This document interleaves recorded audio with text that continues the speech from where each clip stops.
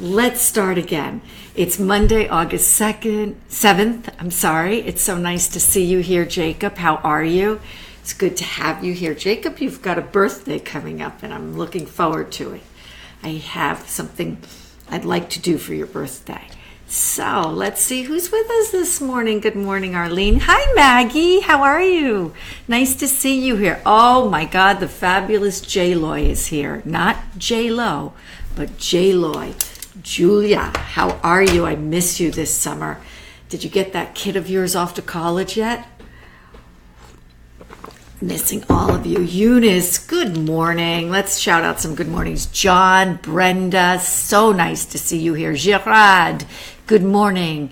Christopher, Barbara Gomez, good morning. How are you? Okay, guys, Barbara and I were in kindergarten together. Then we were in first grade, second grade, third grade. And then I went off to a different school. She and I, we were in the Assumption School. We were in a Catholic school.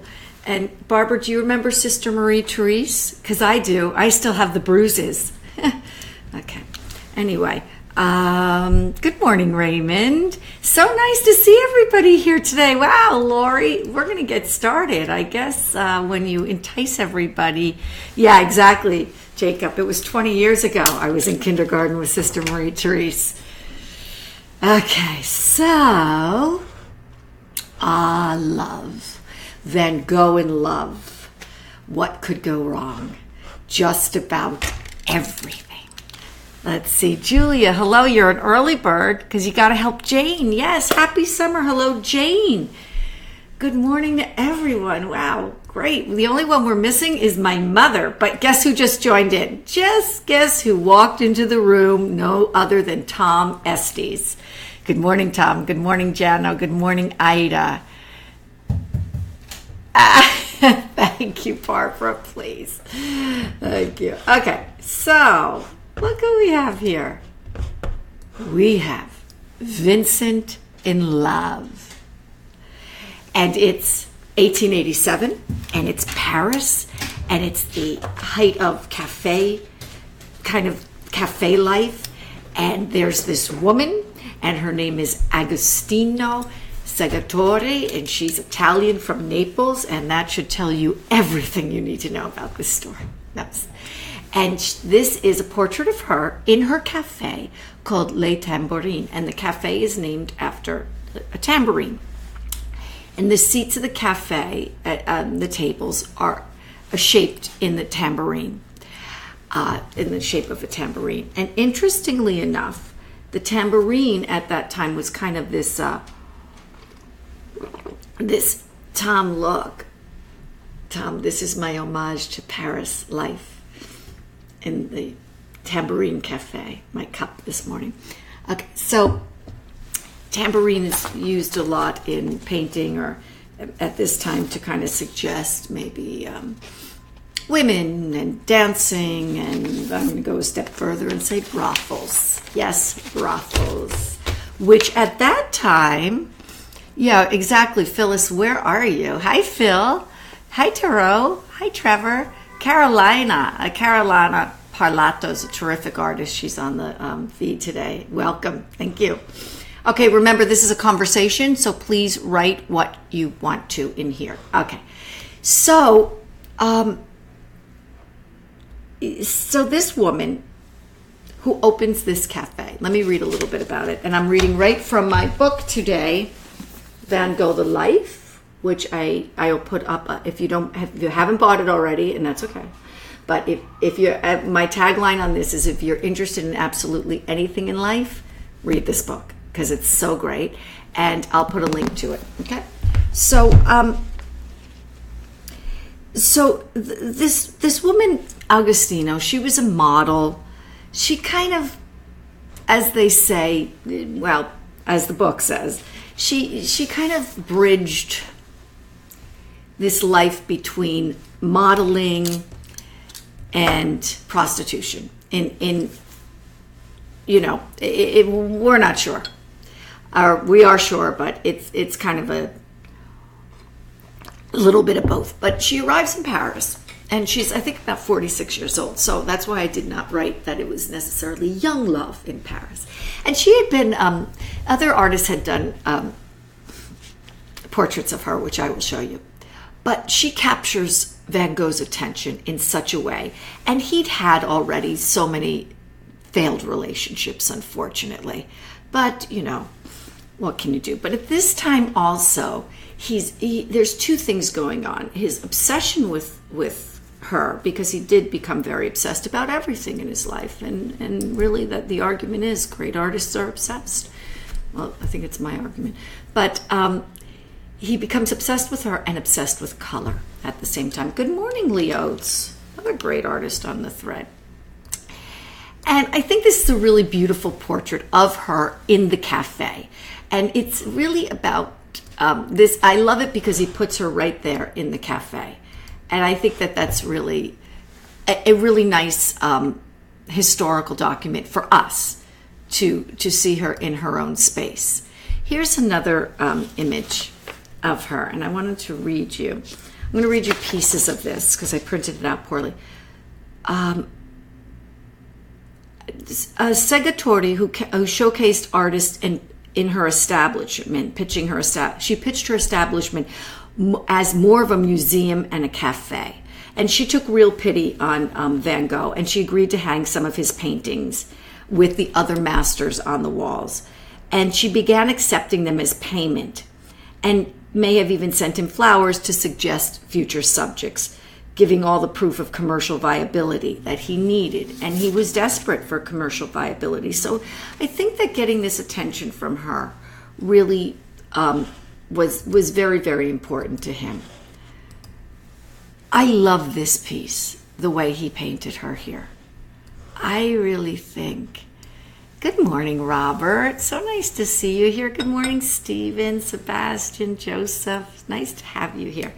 So Tom, do you see it? I'm sure you do. I love this piece. I think he captures her in such a way. And you have to understand at this time in Paris, there's a real racism towards Italians. They're not happy with Italians.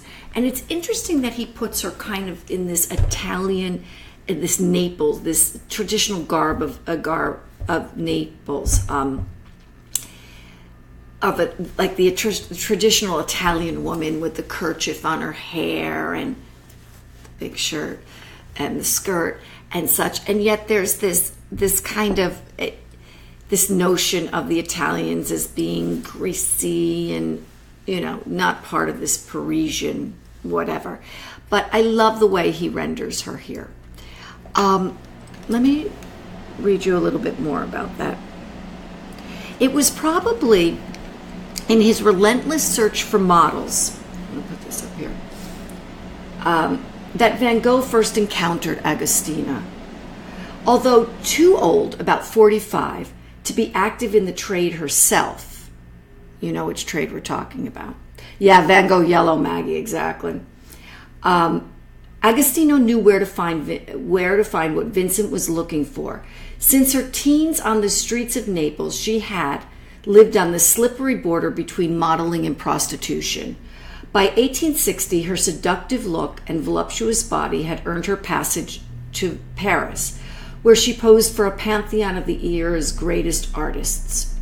All of Europe hungered for that easy sensuality of the dark-haired Italian girls who portrayed in fetching native costumes and carrying the symbol of their gypsy spirit, a tambourine.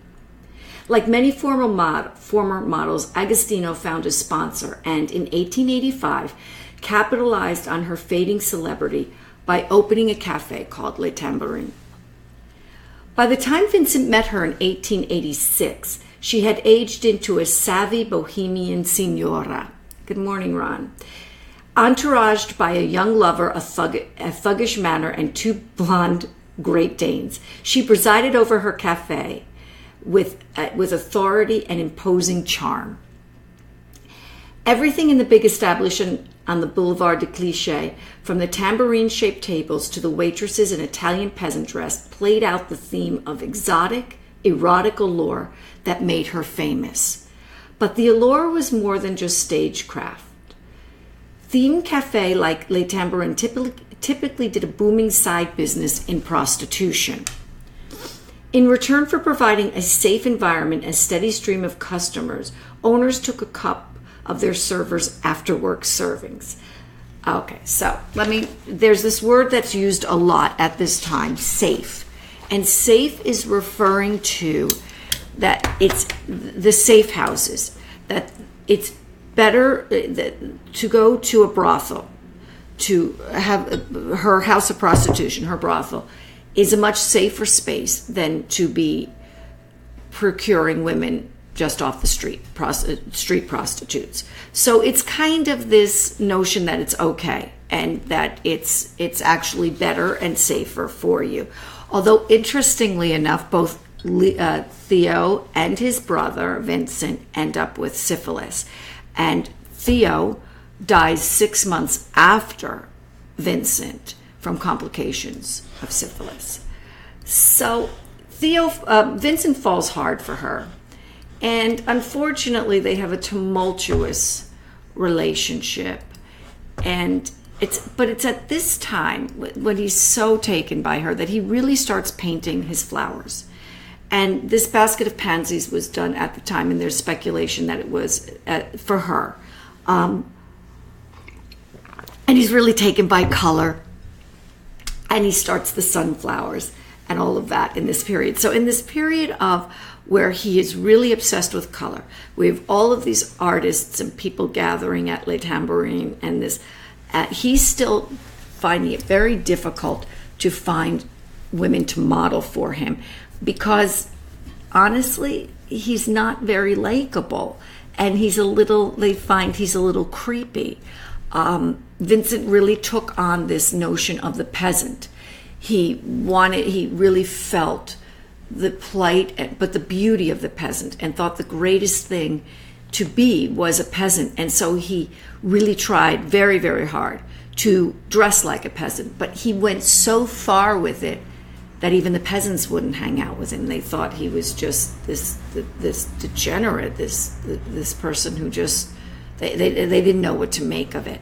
So he's having trouble finding models, but he does find her, and he probably misappropriates a lot of feeling onto her, and she ends up, unfortunately, her place closes and he loses a lot of paintings, and it ends up bad. I want to show you this piece. This is from Manet, and I think we have such a rich document here. So the artist Manet, Edouard Manet, also painted Agostina, and this is his rendering of her 10 years prior. And then I want to show you Corot's, and this is much earlier, 20 years prior. This is his rendering of this woman who seems to have really captured the imagination of these artists. Let's see who's with us. Kate's with us. Ron's with us. Good morning. Where's Jacob? Because I thought he would have a lot to say about love. And Tom Estes, what are we saying about love? I thought this was really interesting to show you in relationship to Van Gogh in Paris, is Henri Toulouse-Lautrec's portrait of Van Gogh in the cafe. So this is Van Gogh in Les Tambourines, which I really like. And honestly, I did not know. Sometimes, when you look up art on the internet, you don't know the coloring per se. You just don't know all the coloring. So I'm putting both pieces up here for you.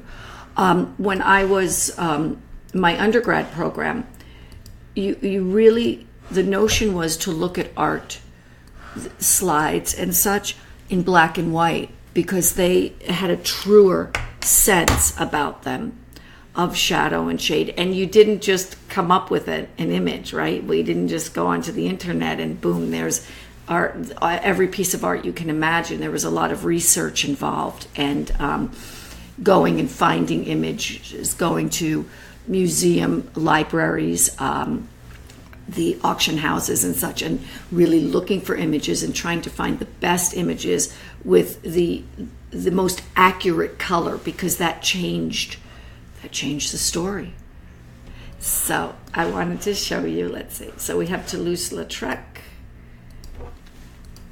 And let's see. Okay. So, in looking at, I do think that Van Gogh renders her the most beautiful. And I think that, good morning, Mark. How are you? I think that when we're talking about the other artists, Manet and Corot, we're talking about a woman who's posing for them. She's hired by them, excuse me, and posing for them. Okay, Ron weighed in. I'm just thinking about being a weirdo who repels everybody. I can relate to that. Okay, first of all, Tom, yes, he was kind of this, there's this romantic, I want to address two things that Tom said. There's this romantic notion about Van Gogh. In fact, somebody sent me, I think Christina, and she's not on the feed today. There's this video going around the internet where this film where Van Gogh is alive today and he's watching people in museums look at his work, and he is overwhelmed. He cannot believe that his work has been appreciated like this, and it's now in the greatest museums in the world, and in many ways he's considered the greatest artist. And there's a man in the film that meets Van Gogh and tells him this, and then and I love that. I love that the film said that to him, and they kind of created this.